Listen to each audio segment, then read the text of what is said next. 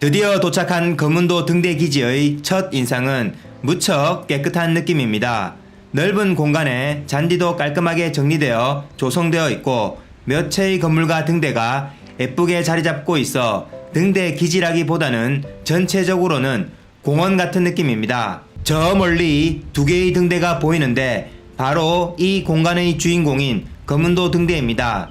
그중 왼쪽 작은 것이 높이 6.4m 정도 되는 원래의 등대로 1905년 4월 12일에 세워진 남해안 최초의 등대라고 하며, 오른쪽의 큰 등대는 높이 33m로 원래 등대의 노후로 2006년 1월에 세워져 현재 사용되고 있는 등대라고 합니다. 전체적으로 깔끔하게 정리되어 있는 모습과 인적없이 조용한 이 한적함이 좋습니다. 저기 보이는 노란색 달팽이 조형물은 우체통이라고 하는데 우편물을 보내면 1년에 한 번 개봉해서 배달한다고 하네요. 돌아보면 1년도 금방 지나가긴 하죠. 지금 저희 25살이라는 이 나이도 믿어지지 않는데 순식간에 지나온 느낌입니다. 어릴 때는 25살이 올지도 몰랐지만 25살 정도 되면 완전 어른으로 완성형 인간이 되는 건 줄 알았는데 아직도 정신 못 차리고 병신짓에 뻘짓이나 하면서 쳐돌아다니고, 여기도 영해 기점에 대한 설명과 함께 영해기지 상징 조형물이 만들어져 있네요. 천천히 돌아보면서 등대가 있는 쪽으로 이동하고 큰 등대는 내부로 들어갈 수 있어 올라가 보면 계단이 제법 있긴 한데 끝에는 이런 전망대 같은 공간이 나타납니다. 사방이 유리로 둘러싸인 전망대 공간이 제법 넓은데 조망이 나름 괜찮습니다. 저 앞 바위 덩어리 뒤로 조금 전 작업하러 갔던 거문도 영해기지가 있겠네요. 사방이 온통 망망대해인데 저 뒤편으로는 거문도의 서도가 보입니다. 전망대는 대충 예상 가능한 경치고 느낌이라 적당히 보다가 내려와 옆에 있는 오래된 등대로 가보는데 여긴 크기도 작고 내부로 들어갈 수도 없게 되어 있네요. 남해안 최초의 등대라는 의미를 제외한다면 크게 인상적인 느낌은 없어 뒤로 가보면 절벽 끝에 정자가 하나 세워져 있습니다. 큰 등대 전망대와는 다르게 외부에 그대로 노출되어 있어 여기서 경관을 조망하는 것이 좀 더 피부로 와닿는 느낌이 있네요. 아주 특별한 것은 없지만 거문도를 왔다면 당연히 방문해 봐야 하고, 꼭 거문도 등대가 아니더라도 무척 잘 조성된 공원 같은 느낌이라 공원을 산책하듯 둘러봐도 좋겠네요. 대충 한번 둘러보고 고도항으로 돌아가기 위해 처음 왔던 산길을 되돌아가는데 잘 정비되어 있고 나무가 지붕처럼 감싸고 있는 이 산길이 무척 마음에 듭니다.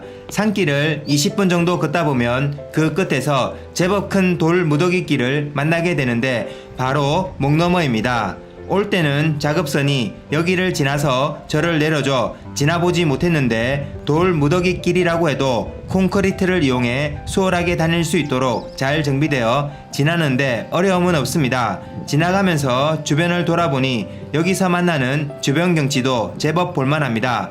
이렇게 넓고 큰 돌무더기 길을 만나기도 쉽지 않죠. 길을 건너면 본격 서도로 들어서고 차가 다닐 수 있을 정도로 잘 포장된 길이 나옵니다.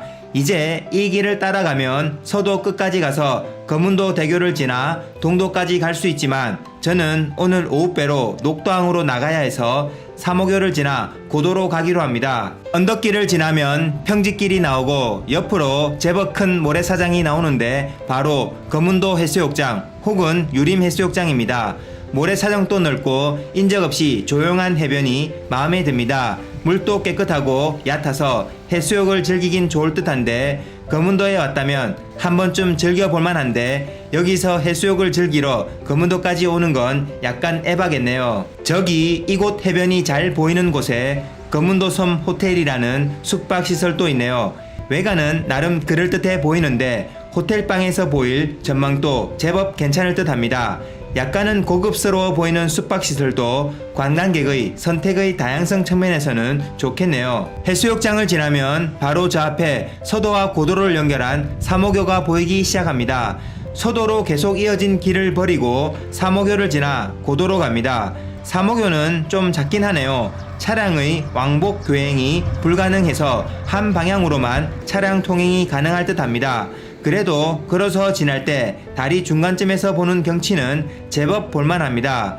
고도로 돌아오니 제법 넓은 광장이 나오고 여기에 검은도와 관련된 여러가지 조형물들이 설치되어 있는 것이 보입니다. 검은도에는 영국군 묘지가 있는 검은도 역사공원이 있어 검은도에 왔다면 꼭 방문을 해봐야 할 듯하고 고도에 있는데 여기 광장에서 가까워 바로 가 봅니다. 마을 뒤편으로 난 길을 따라 조금만 가다 보면 검은도 초등학교가 나오는데 이런 외딴 섬의 초등학교는 나름 정겹고 낭만이 있죠. 잔디가 깔려있는 운동장과 단정하게 정리되어 있는 교정의 모습이 찐 초등학교 같은 아기자기함이 있습니다. 검은도 초등학교는 영국군이 검은도 주둔 시 테니스장을 만들어 테니스를 쳤던 곳으로 우리나라 테니스 역사에서 최초의 테니스장 터라고 하네요. 검은도 초등학교를 지나 산길을 조금 올라가다 보면 검은도 역사공원 가는 길을 안내하는 안내 표지가 나오고 안내하는 방향으로 가면 잔디가 잘 정비되어 있는